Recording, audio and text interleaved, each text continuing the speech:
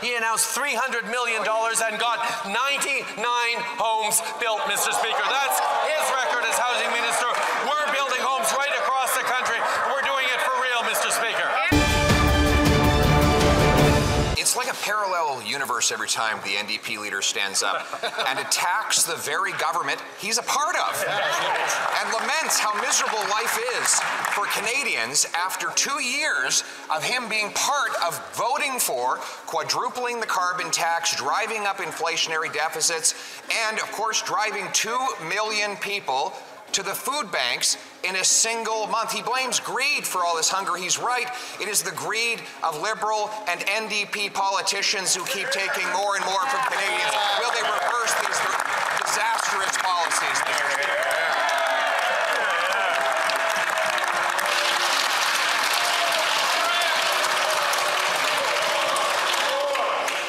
The Right Honourable Prime Minister. All of us in this House see how Canadians are struggling. We just have different responses to it. The Conservative Party is proposing cuts to government services, cuts to investments that are going to support seniors, cuts to investments that are going to support families, whether it's dental care or child care. The Conservative Party thinks you can cut your way to prosperity when the reality is, Mr. Speaker, our investments in child care, in dental care, in supports for seniors, in supports for students have actually helped Canadians through some difficult times and will continue to be there for them into the coming years. Chef de l'opposition. Being there for Canadians, he's taking money out of their pockets. And if you don't believe me, listen to the Governor of the Bank of Canada, who said, and I quote, "Today, government spending will be adding to demand more than supply is growing. And in an environment where we are trying to moderate spending and get inflation down, that is not helpful." That adds to the voices of the former Liberal Finance Minister John Manley, who accused this Prime Minister of pressing on the inflationary gas pedal. Will the Prime Minister tell us, does he agree with the Bank Governor that his government spending is not helpful on inflation?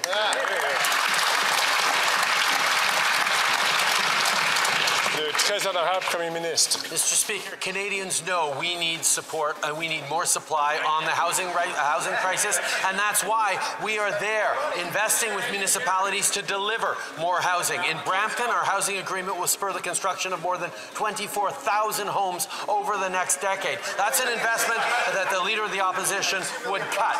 In other cities like Richmond Hill, Moncton, and Ajax just this week are passing more ambitious housing plans at their local councils in response to the federal housing accelerator. While the Leader of the Opposition would rip up these agreements, we're focused on building solutions that'll work for communities right across the country.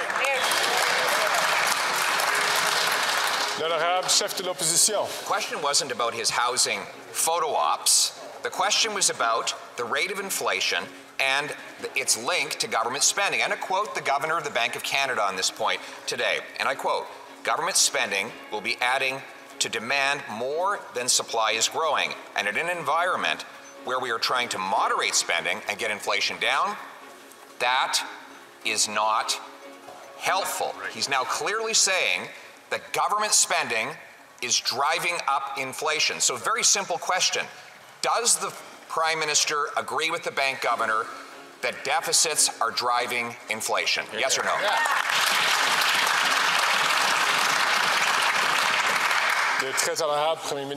Except, Mr. Speaker, that inflation is steadily coming down, Mr. Speaker, even as we continue to sign agreements with communities across the country. And by the way, if the opposition leader cared so much about getting more homes built, he would support our Affordable Housing and Groceries Act. This legislation will remove the GST on the construction of rental homes, which housing advocates and developers have described as a game changer. That's the relief that Canadians need. So let's keep moving these important measures forward, and let's keep getting Canadians the housing relief they need instead of political attacks and cuts from the Conservatives. I'd like to remind all members, please, to wait your turn to take the microphone.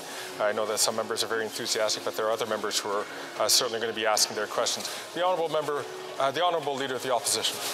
He's very determined to avoid discussing the growing evidence of the link between his deficits and the inflation Canadians pay. So let's review what the bank governor said today. He said, 1, inflation risks are rising.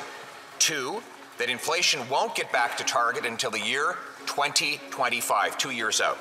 And 3, the bank is now leaving its door open to further rate hikes, probably spurred on by the deficits of this government. With mortgage payments up 150%, for God's sakes, won't he get rid of these inflationary deficits so that Canadians can keep their homes?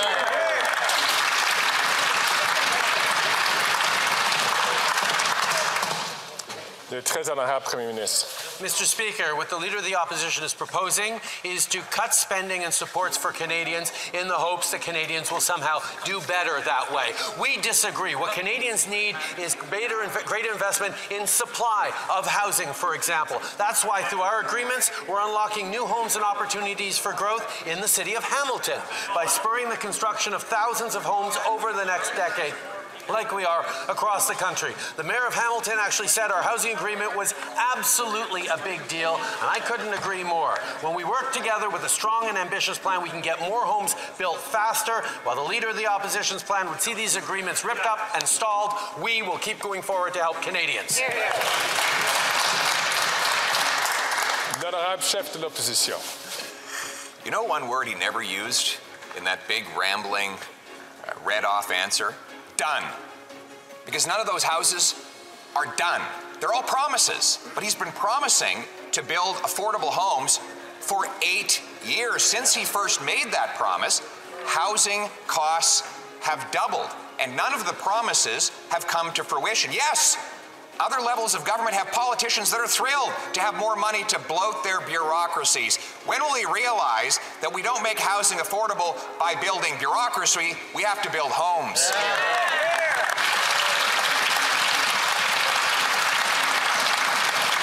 Le très honorable Premier ministre.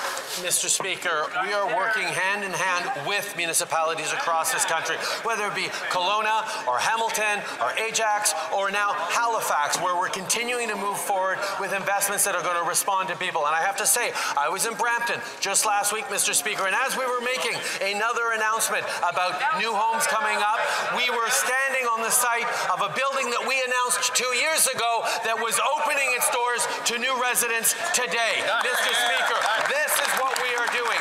After that member was housing minister who got nothing done, we're there to invest in Canadians and build a stronger future.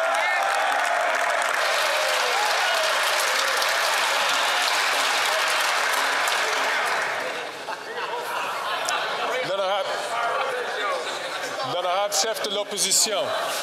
Mr. Speaker, he has the best photo ops in the history of photo ops. We'll give him credit for that. He wants to know what I got done when I was housing minister.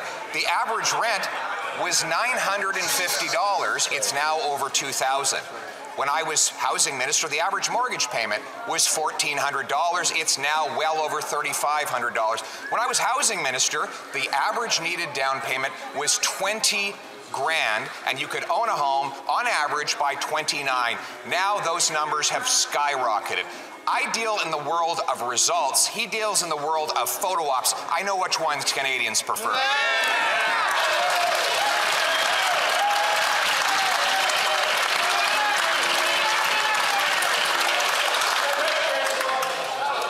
Très honorable Premier ministre. Mr. Speaker, while he continues to insult and slag cities and municipalities across this country, we're going to continue to work with them, like we're working with the City of Halifax to build more homes so locals can thrive in their community. Recently, we announced an agreement with Halifax to fast-track 2,600 permitted units over the next 3 years, spurring the construction of thousands of homes over the next decade. But he wants to talk about what happened when he was housing minister. When he was housing minister, he announced $300 million and got 99 homes built, Mr. Speaker. That's his record as housing minister.